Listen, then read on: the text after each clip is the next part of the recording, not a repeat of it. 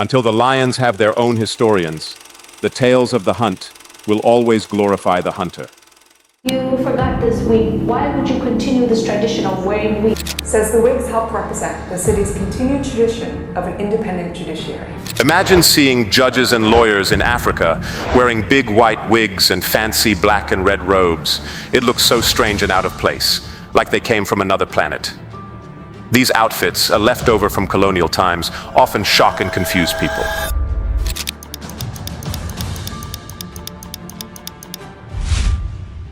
Even those who aren't familiar with Afrocentric ideas can tell something isn't right. It's as if the whole judicial system in Africa is showing how disconnected it is from African culture and identity.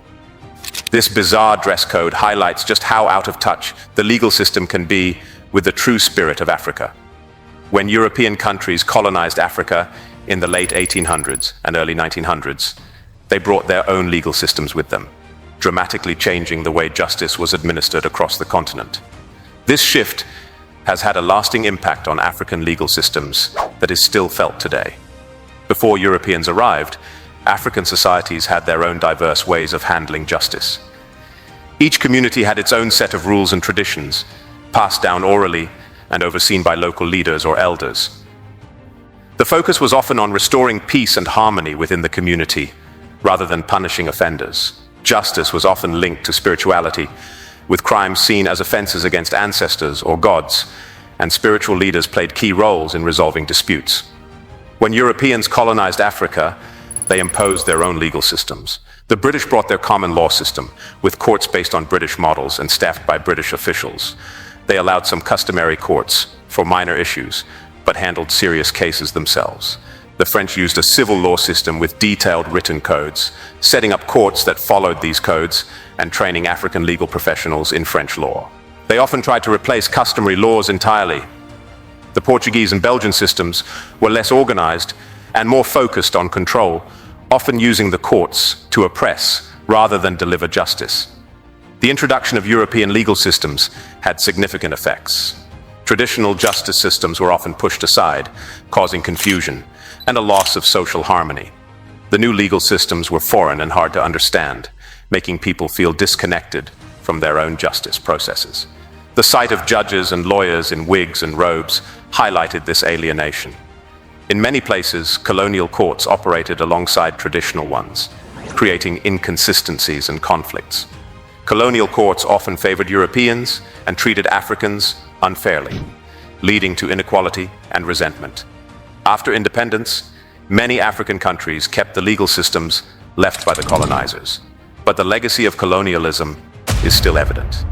Many countries still use the legal codes and frameworks imposed during colonial times, which can make it hard to fully embrace African traditions and values. African thought teaches that the whole universe works through harmony and balance created by God at the beginning. This divine law of harmony is called Maat. God, known as Imana, keeps this balance throughout the universe, and humans are responsible for maintaining Maat on Earth. When someone commits a crime, it disrupts God's harmony and balance. The main role of justice in Africa is to restore this balance, to repair and bring back Maat. In Africa, judges are seen as restorers of Maat.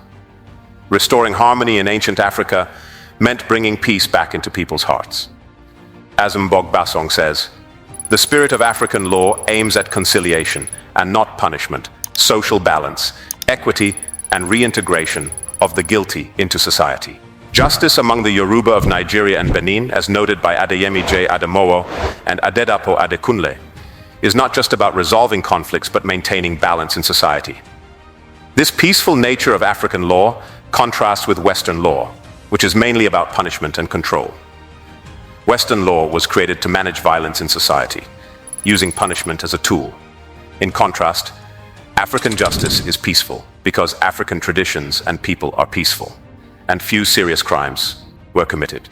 Measures were always taken to prevent crimes and maintain harmony. From a young age, African children were taught the importance of respecting the universal law called Maat. This law, established by God, Imana, when the world was created, was to be upheld by everyone on earth. Throughout their lives, people were reminded of Maat through proverbs, which are well-known sayings that teach important lessons. These proverbs were used in everyday situations to keep the principles of Maat in mind. A person who lived their life according to Maat would join the divine ancestors after death and be honored by future generations. To become a divine ancestor, one had to pass the Last Judgment, proving they had lived in accordance with Maat. In ancient Egypt, the Last Judgment involved weighing the heart of the deceased against the feather of Maat, which represented balance. If the heart was as light as the feather, the person had lived a good life and could join the divine ancestors. This idea of balance and justice was later mirrored by the Greeks with their goddess Themis and by the Romans with Justitia. The scales of balance from the Last Judgment of Maat symbolize justice in Western societies even today. In ancient Africa, the judicial system was organized into three main levels. The first level was the community, which included extended families living in villages or city districts. The second level was the clan or ethnic nation, an autonomous group that could consist of several villages or a city, sometimes under royal authority. The third level was the king, who oversaw the entire system. At the community level, disputes were resolved under the palaver tree. This was an open space where everyone could gather. The person who complained and the person being accused would present their cases themselves without lawyers. Elders, respected for their wisdom and closeness to the ancestors, would moderate the discussion and decide the outcome. In Madagascar, for example, Pierre Chevalier highlighted the importance of elders in customary justice, saying that the primary authority was recognized first to the deceased ancestors and then to the oldest living members of the community, who maintained tradition and continuity. For the clan or ethnic nation, justice was more formal. In Egypt, for instance, there were courts known as kenbe at the clan level. Trials were often held at the temple of Maat, the goddess of truth and justice. The king or emperor had the ultimate responsibility for maintaining Maat throughout the land. The pharaoh appointed judges to ensure justice was served within the clans on his behalf. The level at which a crime was judged depended on its severity. Minor disputes and small crimes were settled within the community. More serious offenses were taken to the clan's court. The gravest crimes were judged directly by the king. This tiered system ensured that justice was administered appropriately according to the seriousness of the offense.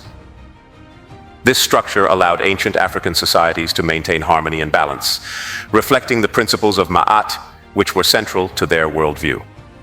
In ancient African communities, elders played a key role in settling disputes and delivering justice. They focused on addressing the wrong and promoting reconciliation. According to Amadou Sangara, the Dogon people of Mali, for example, placed a strong emphasis on forgiveness. In Dogon society, when someone committed an offense, the wrongdoer and their family would apologize and offer compensation, often in the form of cattle or other goods, to satisfy the victim.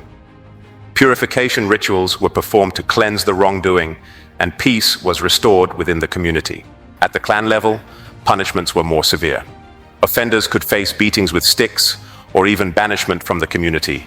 In the most extreme cases, the king had the authority to pronounce the death penalty. However, there was no strict penal code dictating specific punishments for specific crimes. Instead, the punishment was tailored to the offender's means, with the goal of rehabilitating rather than destroying them. Historically, detention or prison was avoided as much as possible in traditional African justice systems. The United Nations notes that prison was rarely used, reflecting the primary goal of reconciliation and the practical need for individuals to support their families.